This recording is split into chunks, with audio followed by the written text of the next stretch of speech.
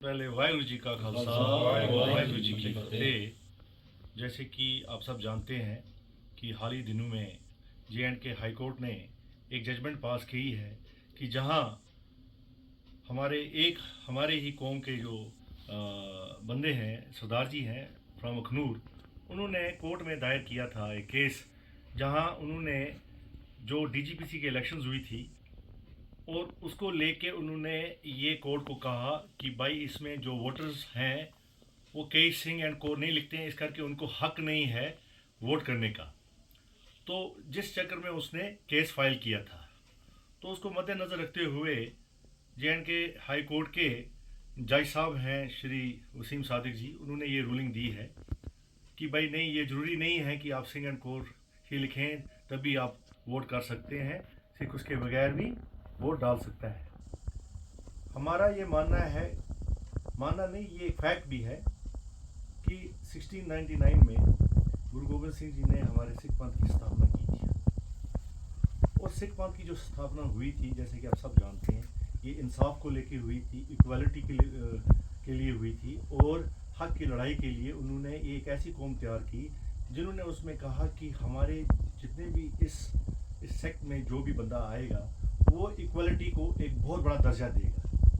तो उन्होंने ये जात पात का सिस्टम ख़त्म करने के लिए सिंह और कोर की स्थापना की थी। सिंह हमारे में जो मर्द हैं उनको सिंह लगाया जाता है और कोर को जो लेडीज़ हैं उनको कोर लगाया जाता है। तो आप ये सोचिए कि जिस चीज़ को हमारे गुरु साहबों ने जिसकी स्थापना की है, एक जज साहब को ये ठीक नहीं बनता है कि वो रिलीजियस जजमेंट दें इस पर। जज जो जुडिशल सिस्टम होता है उसका काम होता है जस्टिस डिलीवर करना, ना कि एक पर्टिकुलर ये रिलीजन एक पॉइंट है। इसमें उनको चाहिए था कि एक सभा बुलानी, एक जो पढ़े लिखे लोग इस बारे में जो रिलीजियस को जानने वाले हैं उनसे मशवरा करना और फिर ये बात करना। जिस शख्स ने ये केस दायर किया था वो DGPC के इलेक्शन में उठा था। हमें बड़ा अफसोस है कि जब वो हारा तो तब उसने जाके ये केस किया। अगर वो जीता होता तो शायद उसने ये केस ना किया होता। तो जज साहब ने को चाहिए था, और शायद उन्होंने कहा भी है कि भाई आपके पास ऑब्जेक्शंस का टाइम होता है, उससे पहले आपको ये ऑब्जेक्शंस अपनी रेज करनी थी।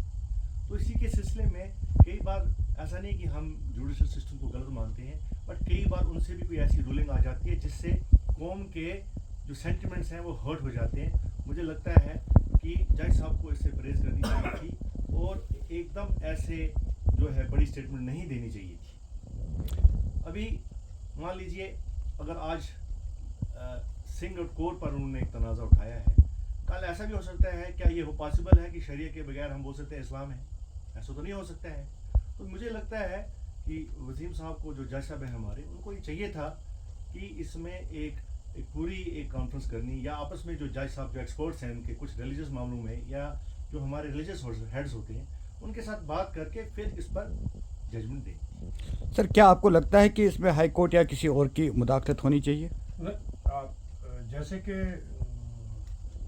प्रेसिडेंट साहब ने कहा कि हमारी ये जो सिंह और कोर का इशू है, हमें 360 साल हो गए कि जब हमारी स्थापना हुई थी, गुरु गोबिंद सिंह जी ने जब हमें ये अमृत दे के हमें सजाया था, और उस दिन से हमारे सिंह और कोर का हमारे साथ हमारा जो जोड़ दिया गया है, क्योंकि खालसा तभी तैयार होता है।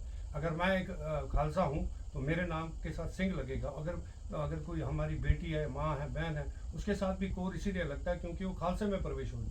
अब ये हमारे गुरु साहब ने जो ये ऐसे उस वक्त हमें जो चीज़ रिलीजियस के हिसाब से दी थी, आज मुझे लगता नहीं है कि हमें किसी को भी हक है कि हमारे रिलीजियस सेंटिमेंट्स को इसको हर्ट करने की। अगर हमें इसके लिए सुप्रीम कोर्ट भी हम जाएंगे, क्योंकि हम ऐसे तो नहीं बैठेंगे कि ये तो हमारी एक आइडेंटिटी पे शक हो रहा है, तो हम सुप्रीम कोर्ट तक भी जा सकते हैं और इसका फैसला अब सुप्रीम कोर्ट में भी हो सकता है, क्योंकि हम उस पर इसको तो जब तक रद्द नहीं करवाएंगे तब तक हम बैठेंगे। तो आपसे ये भी जानने की कोशिश करेंगे कि इसकी शुरुआत जो है कहाँ से हुई है? वो हमने ऑलरेडी आपसे जैसे कह दिया, जिसके चलते ये सारी जजमेंट आई हुई है।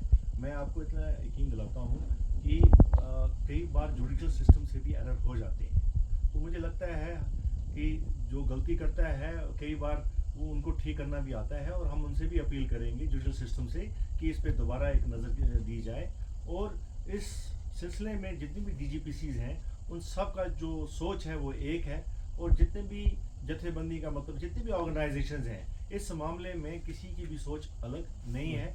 हमें सबके साथ मिल के जो बारामूला DGPC है, अगर बाकी भी सब डिसाइड करके अगर सुप्रीम कोर्ट भी अप्रोच करते हैं, हम साथ साथ रहेंगे और पूरा पेश रहेंगे, चाहे हमें जितने मर्जी रिसोर्सेज लग जाएं, जो मर्जी एफर्ट्स करना है। This ruling has to be overruled. तो इसके बारे में आप मतलब जो आगे आपकी कोशिश क्या रहेगी, आगे आपका क्या रहेगा? देखिए, इसमें जैसे मैं बार बार आपको कह रहा हूँ कि अब हम जल्दी ही जितनी भी DGPCs हैं, हम ये इस पर एक आपस में कॉन्फ्रेंस करेंगे, एक मीटिंग करेंगे, और हमें गवर्नमेंट से भी अपील करनी है, और हो सके तो शायद हमें इस पे केस भी फाइल करना पड़ेगा ताकि इस जो रूलिंग को है इसको दुरुस्त किया जा सके। हमें नहीं लगता है कि जुडिशल सिस्टम को एक रिलीजियस मसले में कमेंट करना चाहिए, ना कि उनको उल्टा जितना भी जो जस्टिस सिस्टम है उस पर फोकस करें।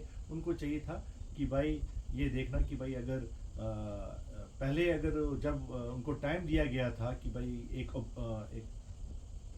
जब हम ऑब्जेक्शंस फाइल करते हैं, अगर वो 15 दिन का पीरियड दिया गया था, अगर उसमें वो नाकामयाब थे तो उसी पर इस बात को क्लोज कर देना चाहिए था, ना कि एक स्टेप आगे चले जाना। क्योंकि मैं जैसा कहता हूँ, कल हम हर एक कौम को कुछ ना कुछ पकड़ लेंगे, बोलेंगे हिंदू नहीं है जी, मुसलमान इसलिए नहीं है। तो ये जो चीज़ें जो हैं इनको जितना ही रिस्ट्रिक्ट किया जाए तो उतना ही अच्छा है। हमें चाहिए जस्टिस को, जो जुडिशल सिस्टम को है वो सिर्फ फोकस करे जस्टिस डिलीवरी। आपको लगता है कि इससे भाईचारे को भी यहाँ पे कोई जख्म पहुँचेगा? देखिए, ये ऐसा तो नहीं होता है, ये कई बार एरर होता है जजमेंट में, और मुझे पूरा यकीन है, हमें पूरा उन पर यकीन है अपने जुडिशल सिस्टम पे। ये इनको बस दुरुस्त करना है, इसको ठीक करना है। भाईचारा तो हमेशा कायम रहेगा, उसमें कोई मुझे ऑब्जेक्शन नहीं। बहुत बहुत शुक्रिया आपका sir, thank you. Thank you.